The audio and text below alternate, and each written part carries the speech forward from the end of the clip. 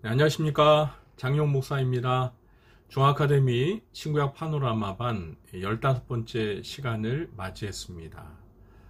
요즘 가을 날씨가 좀 흐리고 또 아침 저녁으로 일교차가 심한 것 같습니다. 자, 이럴 때 정말 조심해야 될 게 감기죠. 코로나도 걸리지 않아야겠지만 또 감기 조심해야 될 것 같습니다. 우리 성도님들 항상 건강 관리에 유의하시기 바라고요. 가을이라서 그런지 좀 이 계절 특성상 마음이 차분해지는 그런 계절인 것 같습니다. 이럴 때 참 말씀 묵상하고 또 기도하기 참 좋거든요. 어느 때보다도 우리가 신앙생활에 좀 더 분발할 수 있는 그런 좋은 계절인 것 같아요. 우리 성도님들 항상 말씀을 가까이 하시고 기도 생활하면서 하나님과 깊은 교제를 나누는 그러한 가을이 되었으면 좋겠습니다. 오늘은 역대하의 말씀을 함께 살펴보려고 합니다. 제가 준비한 강의안 보시면서 강의 시작하도록 하겠습니다. 네, 신구약 파노라마 제15강 오늘 역대하 강의 시작하도록 하겠습니다. 역대하는 역대상과 본래 한 권이라고 말씀을 드렸습니다. 그래서 사실 기본적인 내용들은 역대상을 다룰 때 이미 말씀을 드렸습니다. 그래서 중복이 되기 때문에 앞의 내용들은 제가 반복해서 또 설명을 하지는 않겠습니다. 뭐 책명이라든지 저자 그리고 저작 연대 이런 것들은 제가 지난주 역대상을 다룰 때 말씀을 드렸기 때문에 그냥 지나가도록 하겠습니다. 네 번째 내용 연대의 경우는 이제 역대상과 역대하가 다루는 내용이 다르기 때문에 이것은 한번 설명을 드려야 될 것 같네요. 역대하의 내용 연대는요, 이제 역대상이 아담으로부터 시작해서 다윗 왕의 죽음까지 다루었습니다. 이제 역대하에서는요, 솔로몬이 왕위에 올라서 솔로몬 통치 때부터 그러니까 분열 왕국 이후에 남유다 왕국의 역사를 다루면서 열왕들의 그 남유다의 왕들의 이야기를 전개하다가 남유다가 망하고 그리고 바벨론의 포로로 끌려갔다가 70년 후에 예레미야 선지자의 예언대로 이제 본국으로 돌아오게 되는, 그러니까 바사왕 고레스가 유다 민족들을 이제 예루살렘으로 유다 땅으로 돌아가서 하나님의 성전을 건축하게 하는 그러한 칙령을 반포할 때까지 내용을 다루고 있습니다. 그래서 BC 971년부터 538년 동안의 역사를 다룬다고 말씀드릴 수 있겠습니다. 네, 다음은 기록 목적과 주제도 제가 지난주에 말씀을 드렸습니다. 그냥 넘어가기 뭐하니까 이것은 중요한 부분이라서 그냥 제가 글을 그대로 읽고 지나가도록 하겠습니다. 역대기의 독자는 바벨론에서 70년간의 포로 생활을 마치고 유대 땅으로 귀환한 유대 후손들이다. 역대기의 저자는 그들에게 비록 과거에 조상들이 하나님께 패역하여 심판을 받았으나 하나님은 다윗과 맺은 언약에 근거하여 크신 사랑으로 한 번 택한 백성을 결코 버리지 않고 다시 회복시켜 주셨다는 사실을 상기시켜 준다. 그래서 성전 재건과 율법 준수를 통해 여호와 신앙을 회복하도록 위로하고 격려하기 위해 저술되었다. 네, 지난주에 설명을 드린 내용이기 때문에요. 그냥 글만 읽어도 이해하시는데 무리가 없을 줄로 믿습니다. 자, 그럼 이제 오늘 6번째 특징, 그 역대하의 특징들에 대해서 설명을 드리면서 오늘 강의를 본격적으로 시작하도록 하겠습니다. 먼저 첫 번째 특징은 이 역대하는 크게 두 부분으로 나눌 수가 있는데요. 첫 번째 부분은 역대하 1장서부터 9장까지입니다. 이 부분은 솔로몬 통치하에 이제 성전이 완공되고, 또 솔로몬 왕이 나라를 다스리는 동안 그 유다 왕국의 번영과 영광에 대해서 다루고 있습니다. 그리고 두 번째 부분은 역대하 10장서부터 마지막 36장까지인데요. 이제 솔로몬이 죽고 난 후에 이 북이스라엘과 이 남유다가 이제 분열이 됩니다.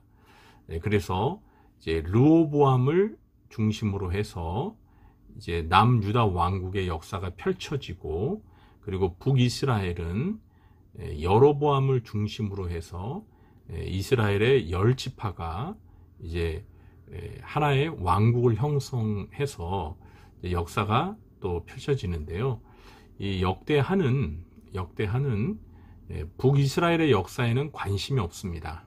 남유다 왕국의 역사를 중심으로 해서 역사가 기술이 되는데요.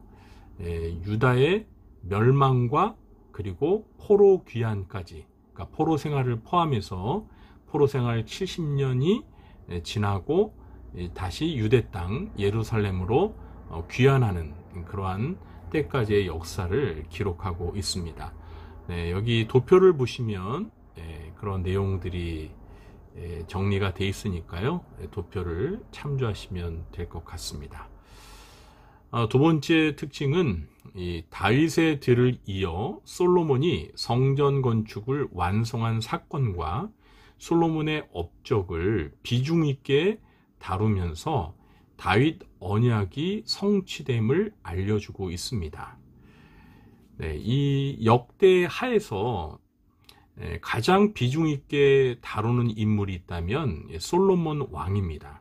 이제 역대상이 다윗이라는 인물을 비중 있게 다룬다면, 이제 역대하는 이 다윗 왕의 아들인 다윗 왕을 이어서 왕이 된 솔로몬 왕에 대해서 무려 9장에 걸쳐서 자세하게 다루는데요. 역대하 기자가 이렇게 솔로몬 왕에 대해서 많은 분량을 할애하면서 다루는 이유는 솔로몬 왕이 여호와의 성전을 건축했기 때문입니다. 그래서 솔로몬 왕에 대해서 자세하게 다루는 것입니다. 역대상에서 솔로몬의 선왕인 다윗 왕이 성전을 건축하기 위한 모든 준비 과정을 다 마련했죠. 그래서 이제 솔로몬이 왕이 되면서 선왕이 준비한 그런 것들을 활용해서 여호와의 성전을 건축하는데요. 이 역대하에서는 이 솔로몬 왕이 매우 이상적인 왕으로 그려집니다. 물론 열왕기에서 보면 솔로몬은 참 나중에 이제 1000명의 아내들과 결혼하면서 여호와 하나님을 떠나는, 우상을 숭배하는 이러한 죄악들을 저지르지 않았습니까? 그런 것들을 있는 그대로 묘사하는데, 이 역대하에서는 솔로몬의 그런 인간적인 그 연약함을 기술하지 않습니다.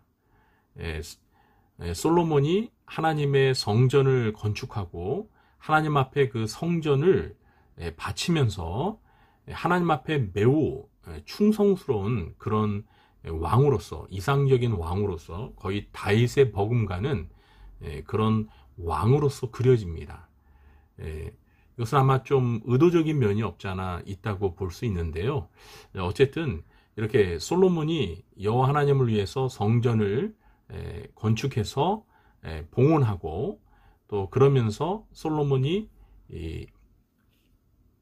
이스라엘 왕국을 다스릴 때 하나님께서 그의 왕위를 견고하게 해주시고, 또 그 나라가 번영하고 아주 강국이 될 수 있도록 그렇게 복을 주신 내용들을 자세히 다루면서 이 다윗에게 약속하신 그 다윗 언약이 솔로몬 때에 와서 그것이 성취되고 있음을 역대기 기자는 강조하고 있다고 볼 수 있습니다. 이것이 중요한 특징이라고 볼 수 있겠습니다. 세 번째는 이제 분열왕국 이후에 남유다 왕국의 역사를 중심으로 서술하고 있습니다.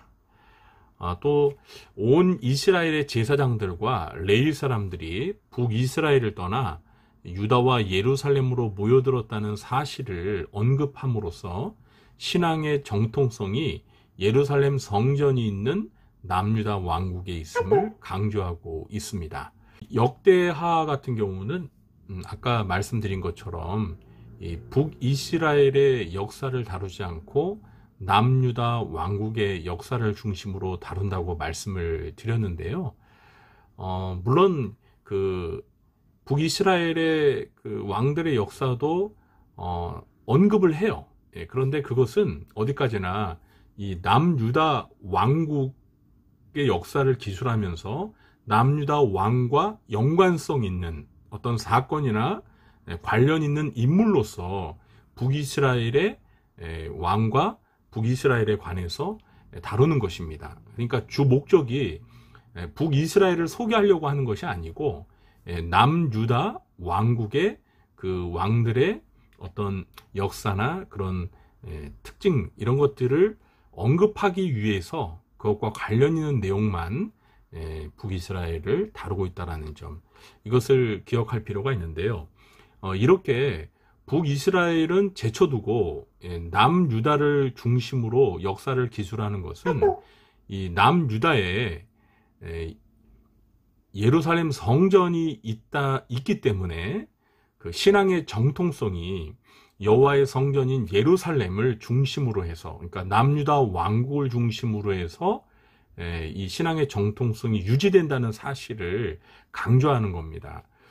그리고 이 제사장들과 이제 레위인들이 사실 이스라엘의 이제 각 지파에 흩어져 살았는데, 북이스라엘 땅에 있었던 제사장들과 레위 사람들이 이제 북이스라엘을 떠나서 이 남쪽 유다와 예루살렘으로 모여들게 됩니다.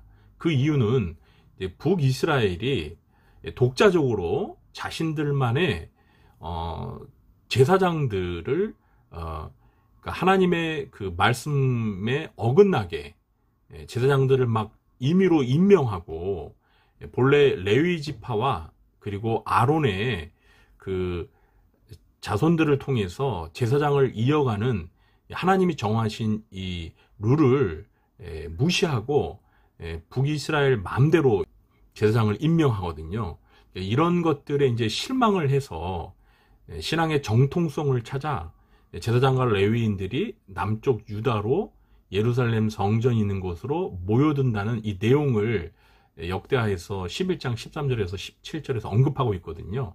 그러니까 이러한 사실들이 신앙의 정통성이 예루살렘 성전이 있는 남유다 왕국을 중심으로 있다는 사실을 역대기 기자는 강조하고 있다는 사실, 이것도 중요한 특징입니다. 네 번째는 남유다 왕국에도 북이스라엘처럼 여호와와 율법을 버린 왕들이 있었습니다. 그러나 남유다 왕국은 북이스라엘의 그 왕들이 여로보암의 그 악행, 여로보암의 우상 숭배의 죄를 그대로 답습했다면, 그래도 이 남유다 왕들은 북이스라엘의 왕들과 같이 그렇게 모두가 여호와 하나님 보시기에 악을 행하지 않고 이 다윗 왕의 그 뒤를 따라 하나님 앞에서 정직히 행하면서 여호와 유일신 신앙을 고수하고, 또 예루살렘 성전을 중심으로 해서 종교 개혁을 단행하는, 신앙을 개혁하는 그런 왕들의 역사도 기술하고 있다는 것입니다. 그래서 제가 이 유다의 왕들이 모두 그 20명이 있었는데, 이 20명의 왕들을 한번 선한 왕, 악한 왕으로 이렇게 한번 구분을 해 보았습니다. 그래서 이 도표를 이제 보시면 왼쪽 파란 글자가 선한 왕이고, 오른쪽 빨간 글자가 이제 악한 왕인데요. 이 도표에서 보듯이 확연하게 드러나는 것이 유다의 왕들이 20명인데 그 가운데 선한 왕으로 분류할 수 있는 왕은 고작 한 6명 정도, 그리고 나머지 14명이 다 악한 왕으로 분류되고 있다라는 것입니다.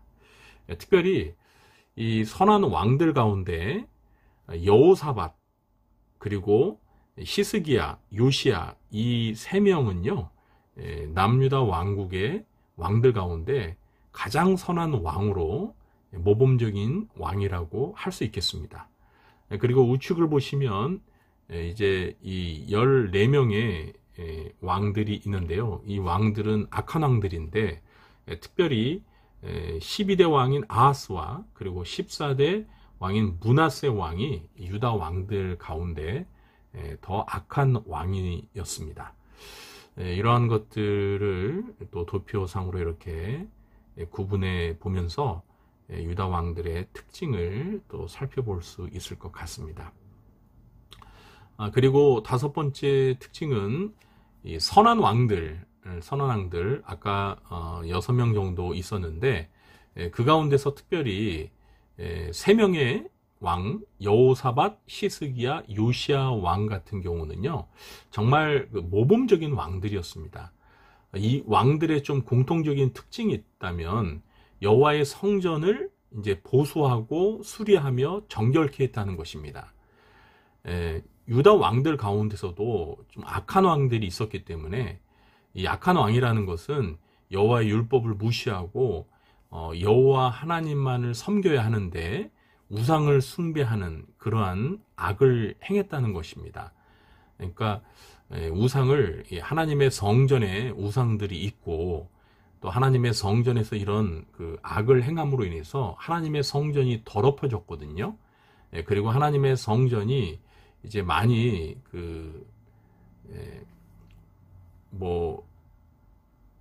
수리할 정도로 그렇게 성전도 관리가 안 되고 이런 점들이 그 악한 왕들이 다스리던 그 시대에 그런 모습들이 있었는데 이제 선한 왕들이 나라를 다스리면서 이런 무너진 그 성전 시스템을 이제 다시 회복하는 그런 일들을 했다는 겁니다. 그래서 성전도 보수하고 또 수리하고 또 성전을 정결케 하고, 그러면서 이제 무엇보다도 그 성전에서 하나님 앞에 수종을 드는 제사장과 레위인들이 성전에서 제 역할을 감당할 수 있도록 그렇게 시스템을 정비하는 역할을 이런 선한 왕들이 했습니다.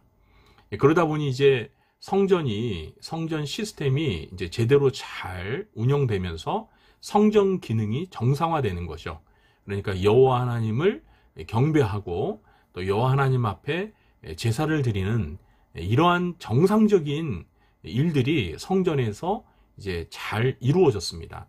그리고 무엇보다도 율법에, 그러니까 하나님의 언약의 말씀인 율법에 철저히 순종하는 그러한 정책을 이제 실현하면서 가령 예를 들면 6월절을 지킨다든지 이런 절기 이런 것들을 철저히 지키고, 그리고 하나님 앞에 이제 하나님이 정하신 그러한 말씀들에 이제 순종하는 그 언약에 순종하면서 언약을 하나님과 새롭게 갱신하는 이런 모습을 통해서 나라가 신앙적으로 종교적으로 안정되었다라는 겁니다. 이렇게 선한 왕들 여호사밧이나 히스기야, 요시야 때 이렇게 그 종교적으로 나라가 안정되다 보니 이제 하나님께서 이 왕들이, 선한 왕들이 나라를 다스릴 때 나라가 안정되고 또 나라가 번영하고 나라가 그만큼 강해지도록 하나님께서 복을 내려주셨어요.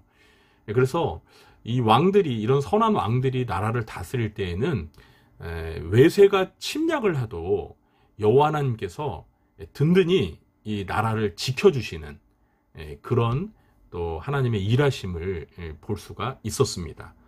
이런 내용들을 역대하에서 다루고 있습니다. 6번째 특징은 이제 역대하는 36장에서요, 이 바사왕 고레스가 여호와의 명령을 받들어서 성전 건축을 위해 바벨론의 포로로 왔던 이 유다 백성들을 이제 유다 땅으로 예루살렘으로 돌아가라고 이렇게 명령하는 그 칙령 내용이 나옵니다. 그러면서 이제 역대하가 끝을 맺는데요. 이렇게 그 고레스 왕의 칙령을 소개하면서 역대기가 마무리되는 것은 이 역대기 저자가 이스라엘의 회복과 함께 이제 성전도 이제 회복되어야 한다는 이제 이런 어떤 중요한 메시지를 전한다고 이해할 수 있습니다.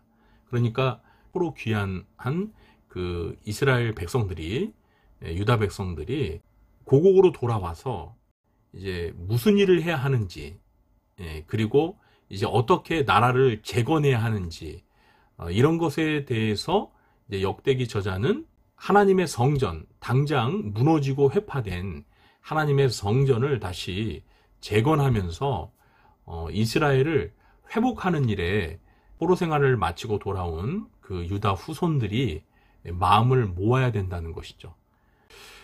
네, 그리고 이제 이 역대하를 통해서 우리가 얻는 교훈이 무엇인지 함께 살펴보도록 하겠습니다. 한 3가지로 설명을 드릴 수 있겠는데요. 첫 번째는 이 나라의 이 나라의 구심점이 성전이라는 것입니다. 그러니까 성전이 온전하면 그 나라가 일단 영적으로, 신앙적으로 안정이 되는 거죠. 그래서 이 성전의 회복의 여부에 따라 나라의 운명이 갈린다는 것이죠. 이런 교훈을 이 역대기 저자는 우리 이스라엘 백성들에게, 그 후손들에게 심어주는데, 이것이 이제 오늘날 우리들에게는 오늘날은 이제 성전은 없잖아요. 건물로서 성전은 없습니다. 오늘날 이 성전이라는 것은 하나님의 그 백성들의 모임인, 구원받은 하나님의 자녀인 교회라고 할 수 있거든요. 그래서 우리나라가 이스라엘과 같은 그런 신정국가는 아니지만, 그래도 우리나라의 이 구심점은 대통령이나 또는 어떤 정당이나 이런 그런 어떤 정치적인 어떤 기관이 아니고, 사실 우리나라의 중심은 바로 교회라는 것입니다. 그래서 우리나라의 그 어떤 그 운명이라고 그럴까요? 이 나라의 운명을 결정짓는 것은 사실 교회입니다. 교회가 바로 서느냐, 교회가 교회로서의 기능을 제대로 하느냐 못하느냐가 사실 대한민국의 운명을 결정짓는다라고 말할 수 있습니다. 그래서 우리가 정치인들 정치를 바로 못한다고 질책도 하고 비판도 많이 하지만, 사실 물론 정치인들이 정치인으로서 해야 할 역할을 바르게 해야 되죠. 그것도 매우 중요하지만, 제가 이제 2번째 교훈에서 그 부분을 다룰 텐데요. 사실은 나라의 구심점이 교회이기 때문에 우리나라의 운명은 사실 교회가 바로 서느냐 못 서느냐 여기에 달려 있어요. 그래서 정치인들을 탓하기 전에 먼저 하나님의 교회가 바로 서는 거, 이게 굉장히 중요하다는 것입니다. 그래서 우리 한국교회가 하나님 앞에서 또 세상 앞에서 정말 바로 서서 소금과 빛의 그런 기능과 사명을 온전히 감당할 수 있게 될 때 우리나라의 미래가 또 희망적이다라고 말할 수 있겠습니다. 네. 2번째, 우리가 역대하에서 또 얻는 교훈은 이 정치와 종교 지도자들이 바로 설 때 나라가 흥왕하고 여호와의 복을 받게 된다는 겁니다. 아까 그 남유다 왕들 가운데 여호사밧이나 시스기야나 그리고 요시아와 같은 이런 선한 왕들의 공통적인 특징은 이제 정치 지도자들인 왕과 이제 왕이 먼저 바로 서서 이제 종교 지도자들인 이런 제사장이나 그리고 레위인들을 이제 잘 정비해 가지고 이제 그 성전에서 그 성전 체제가 잘 돌아갈 수 있도록, 제 기능을 발휘할 수 있도록 그렇게 시스템을 이제 갖췄다라는 거예요. 그러니까 이 왕과, 그러니까 정치 지도자인 왕이 바로 서고, 또 제사장이나 또 레위인들과 같이 이제 종교 지도자들이 이렇게 바로 설 때, 정치와 종교가 함께 이제 균형을 이루면서 바로 서게 될 때 나라가 흥왕하고, 또 하나님께서 그 나라를 이제 지켜주시면서 많은 이제 복을 주셨다라는 것입니다. 그렇기 때문에 저희가 교회가 먼저 바로 서는 것이 굉장히 중요하지만, 교회만 바로 설 것이 아니라 또 이 국가를 이끌어가는 이 정치인들, 위정자들 그 영향력이 무시하지 못하잖아요. 그래서 이 나라의 지도자들이, 정치 지도자들이 또 바로 서면서 또 국가의 한 축을, 역할을 제대로 잘 감당해 준다는 겁니다. 그래서 정치와 종교 지도자들이 이 바로 설 때 나라가 든든하게 세워져 가고, 하나님께서 이 나라를 축복해 주신다. 그래서 이제 내년에 대선이 있고 또 총선이 있는데요, 참 중요한 시기인 것 같습니다. 그래서 우리가, 온 국민들이, 특별히 우리 기독교인들은 정말 내년에 있게 될 대선과 총선을 위해서 우리가 정말 기도하고, 정말 하나님께서 이 나라를 위해서, 대한민국을 위해서 예비하신 그러한 지도자들이 누구일까, 우리가 정말 기도하면서 잘 선택해서 민주주의의 정말 그 중요한 선거라는 이런 그 의무를, 권리를 잘 행사해서 나라의 기틀을 바로 세울 수 있는 그런 훌륭한 지도자들을 뽑아 세웠으면 좋겠습니다. 그리고 세 번째 교훈은 이제 인간의 불성실에도 불구하고 하나님의 성실하심으로 인해 절망스러운 현실 속에서도 미래에 대해 희망을 가질 수 있다는 것입니다. 지난주에 이제 역대상을 다루면서도 말씀을 드렸는데요, 남유다 왕국의 역사를 이제 역대하에서 소개하면서, 아까도 말씀을 드렸지만 그 20명의 남유다 왕들 가운데 14명의 왕들이 사실 악한 왕들이었습니다. 이 악한 왕들이, 그러니까 하나님의 말씀에, 그 하나님의 율법에 불순종하고, 또 하나님을 온전히 섬기지 않고 우상을 숭배하면서 하나님 앞에 악을 행하는 이런 모습들을 볼 때 참 얼마나 인간들이 그 하나님 앞에 불성실한가요? 이런 것들이 사실 이제 나라의 그 불행을 초래하는 것이죠. 그리고 하나님으로부터 진노와 재앙을 이제 내리게끔 하는 그런 원인이 되는데, 이 남유다가 신앙적으로 북이스라엘보다는 훨씬 낫지만 그래도 악한 왕들이 이렇게 사실 다수가 많았었습니다. 이런 것들이 보면 이 나라의 미래가, 나라의 운명이 어두울 수밖에 없잖아요. 또 실제로 그래서 결국은 남유다도 북이스라엘처럼 이제 이방 제국에 망해서 또 포로로 끌려가는 이런 안타까운 역사를 겪게 되는데요. 그래도 하나님께서 이 다윗과 맺은 그 언약, 그것을 기억하시면서 이 남유다 왕국이 비록 멸망했지만 70년 후에 다시 포로 생활을 마치고 본국으로 귀환하게 하시는 이런 그 하나님의 회복하시는 그 역사를 통해서, 인간은 불성실해도, 인간은 하나님의 언약을 깨고 하나님 앞에 불성실해도 하나님은 그 언약을 신실히 이행하시는 이러한 모습을 통해서 아무리 절망스러운 현실이지만 그 속에서도 미래에 대해서 희망을 가질 수 있다는 것입니다. 그러니까 사람을 바라보면 참 희망을 가질 것이 없지만, 하나님을 바라볼 때 우리의 불행한 역사 속에서도 희망을 꿈꿀 수 있다는 것입니다. 그래서 우리 그리스도인들은 저는 이 염세주의자가 되어서는 안 된다고 생각해요. 예, 우리 그리스도인들은 희망을 가지고 미래를 낙관적으로 바라볼 수 있는, 물론 그렇다고 해서 뭐 현실을 우리가 직시하지 말자는 건 아니에요. 뭐 사실 현실은 굉장히 참담할 수 있지만 우리는 하나님을 바라보면서 하나님이 가지고 계신 이 하나님의 계획이 있잖아요. 이 구원의 역사를 통해서 하나님이 이루고자 하시는 그 계획이 있잖아요. 물론 이제 종말론적으로 본다면 결국 이 세상이 예수님의 죄림으로 인해서 이제 멸망을 당하겠지만, 궁극적으로는 예수님께서 이 세상에 오셔서 우리 믿는 자들을 구원하시고 하나님께서 예비하신 새하늘과 새 땅을 완성하실 것 아닙니까? 그러니까 어떤 면에서 보면 우리 그리스도인들에게는 사실 역사는 낙관론적이라고 볼 수가 있어요. 그래서 결국은 해피엔딩으로 우리 하나님의 백성들에게는 해피엔딩입니다.